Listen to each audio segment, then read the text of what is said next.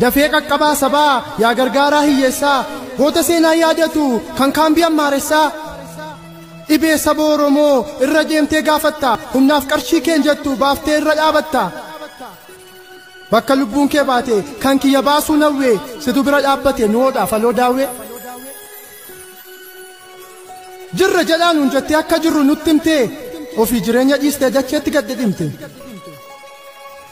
nun jettee jirraa ofii keef maalan jiraa nama jiraachisanii hacee koduun jira seenaa gootaa hojjettee saba keef kan falmitu fakkii Taaddasaa Birruu yaa fakkaatti warqitu utuu du'an sodaatiin dhugaa ummataa labsaa seenaa dhugaa hojjettee saba keef taatee aarsaa maalan jira nun jettee jiraachuutti nu waamtee jirra nun jettee akka jirru nutti himte eessa jirta nun jettee lafa jirru akeektee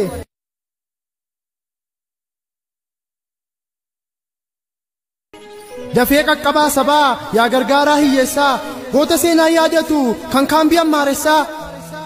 dhibee saba Oromoo irra deemtee gaafatta humnaaf qarshii keen jettu baaftee irra dhaabatta bakka lubbuun kee baate kan kiyya baasuu nawwee situ bira dhaabbate nuudhaaf aloo daawwee jirra jedhaan nun jettee akka jirru nutti himtee ofii jireenya dhiistee dacheetti gaddidhimte nun jettee jirraa ofii keef maalan jiraa nama jiraachisanii hacee koduun jira seenaa gootaa hojjettee saba keef kan falmitu fakkii Taaddasaa Birruu yaa fakkaatti warqitu utuu du'an sodaatiin dhugaa ummataa labsaa seenaa dhugaa hojjettee saba keef taatee aarsaa maalan jira nun jettee jiraachuutti nu waamtee